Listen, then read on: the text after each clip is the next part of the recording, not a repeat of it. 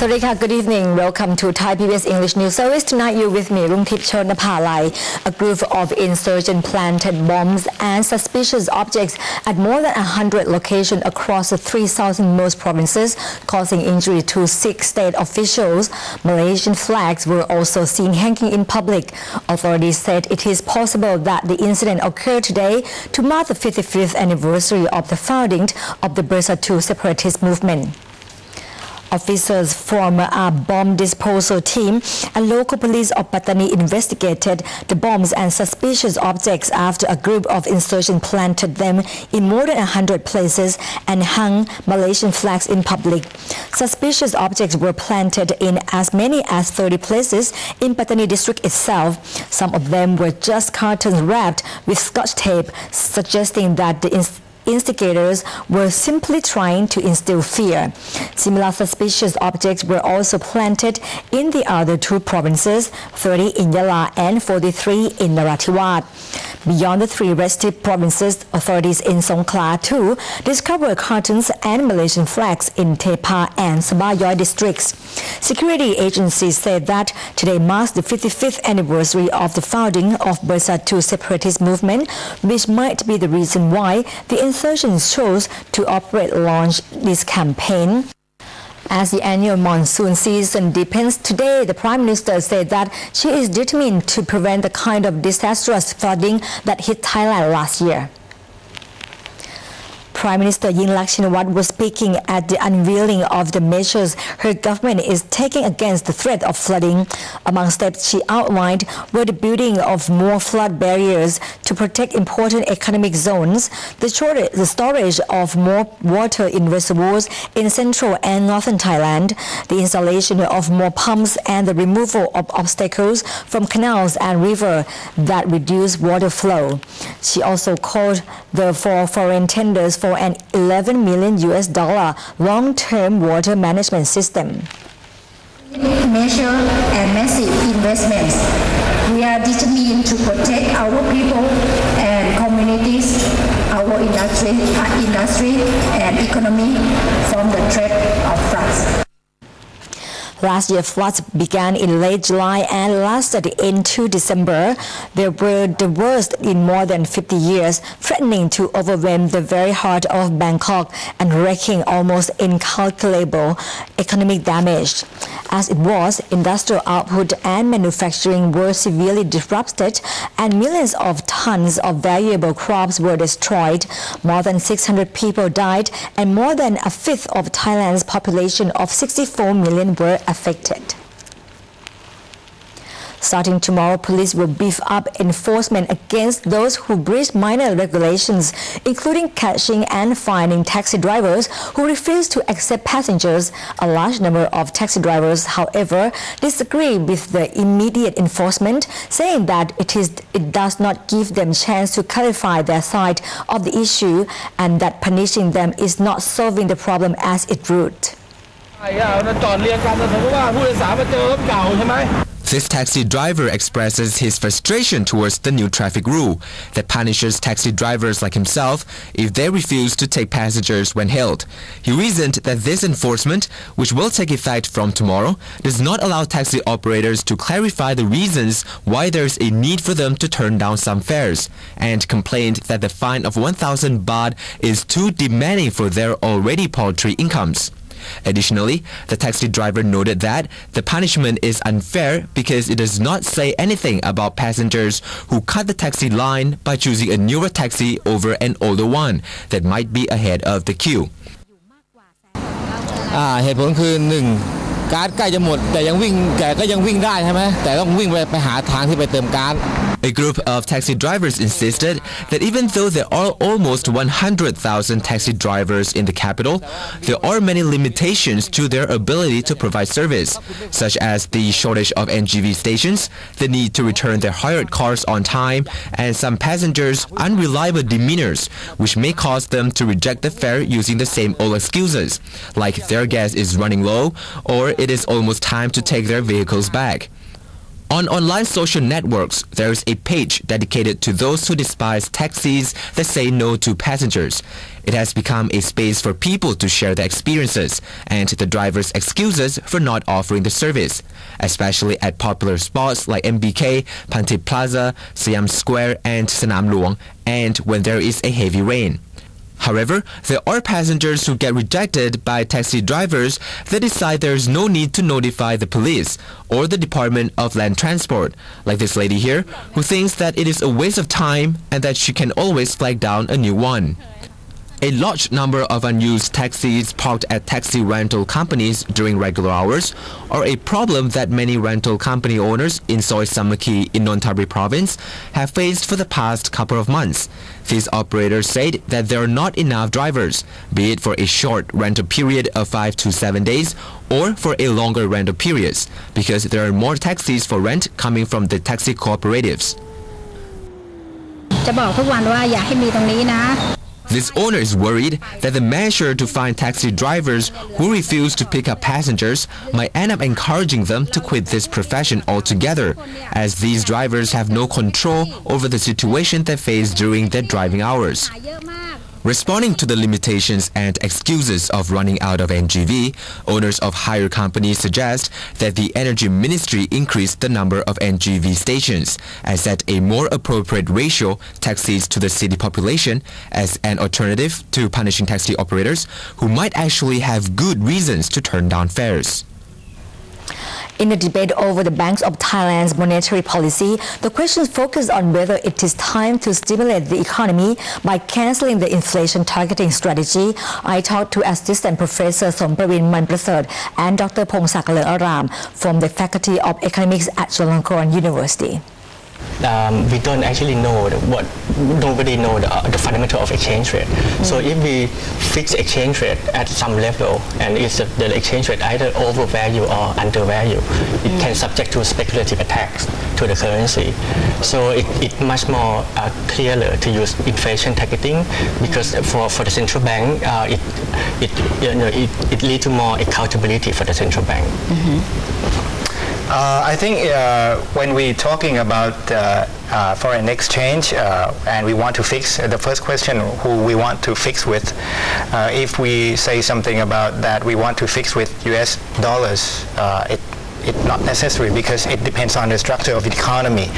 And the structure of the economy for Thailand right now, we depend a lot on regional economy like ASEAN.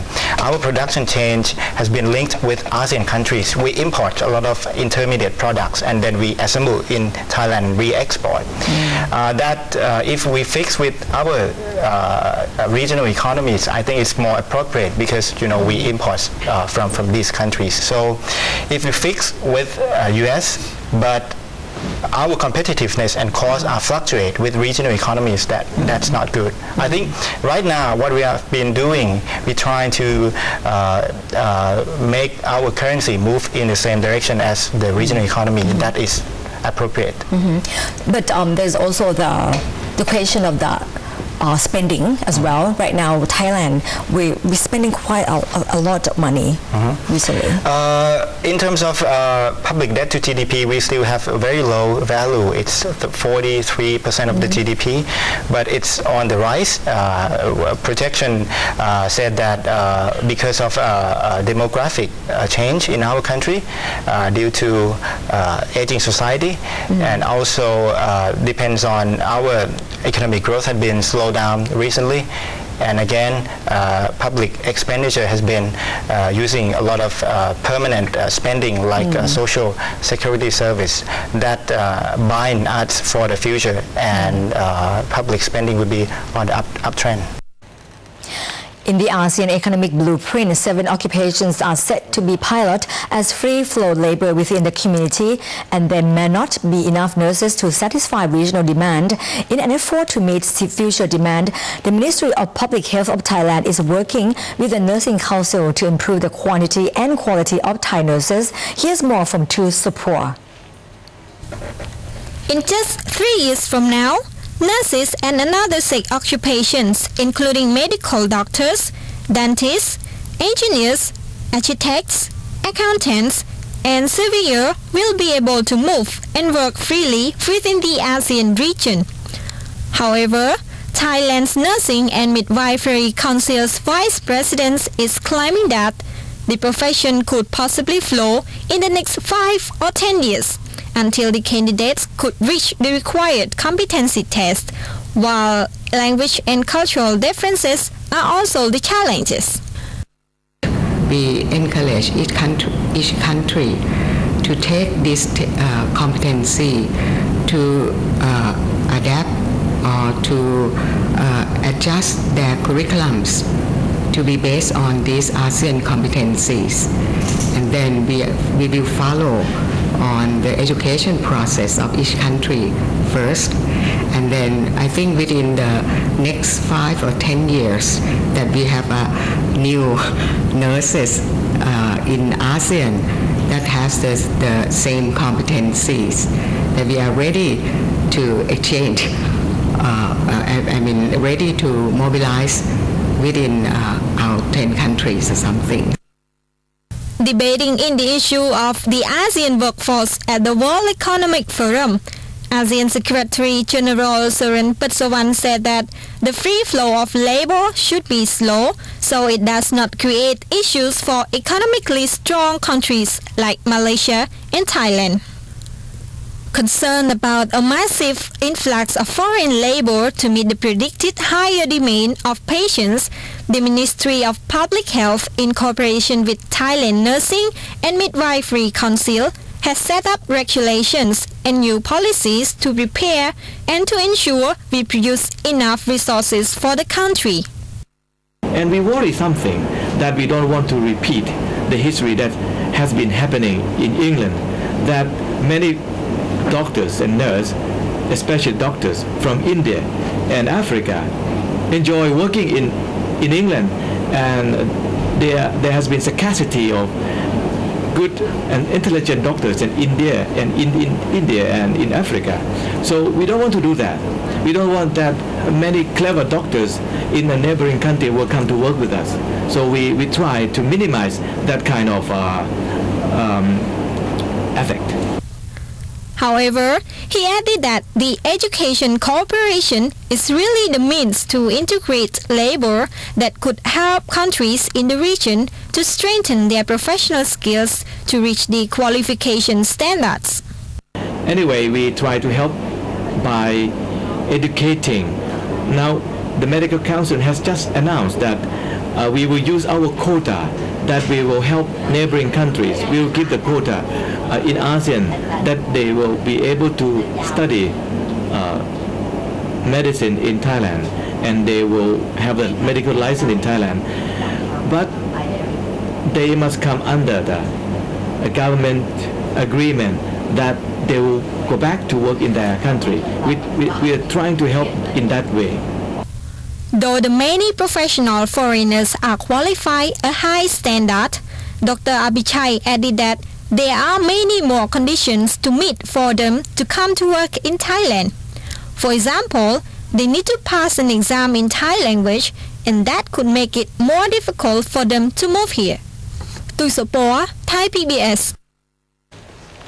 Thank you to support. Southeast Asian countries and 6 of their trade partners agreed to start negotiations over a new regional free trade area in November as the 44th ASEAN Economic Ministers meeting concluded on Thursday in Siem Reap City in Cambodia. According to the joint press statement, the meeting took an important first step towards establishing a new regional free trade area in the form of a Regional Comprehensive Economic Partnership, or RCEP. Cham Prasid, Cambodia's Minister of Commerce, said that the RCEP would potentially transform the region into an integrated market comprising over 3 billion people, with a combined GDP of about $17.23 trillion. Participants noted the progress made in the RCEP working group on trade in goods and instructed officials to begin the parallel work in the areas of service and trade investment at the working group level as soon as possible. Meanwhile, Chen Demeng, Chinese Minister of Commerce, said that the most important achievement during the 10+3 meeting is that a free trade agreement was launched between China, Japan and South Korea when leaders of the three nations came here for the meeting. He added that the ASEAN nations agreed that this agreement could be one of the ways towards eventual economic integration. China has been ASEAN's largest trade partner for the last 3 years and has vowed to initiate duty-free trade with 10 ASEAN members when ASEAN builds its economic community in 2015. Here at ThaiPBS News, there are exciting opportunities for English language reporters to join us based at ThaiPBS Studios as part of our team producing ThaiPBS English News Service. If you would like more information, please visit ThaiPBS website. And if you are interested, send your resume to us at job@thaipbs.or.th. And that wraps up tonight's edition of ThaiPBS English News Service. Thank you for watching. I'm Rungtip Chonapalai. Have a good night. สวัสดีค่ะ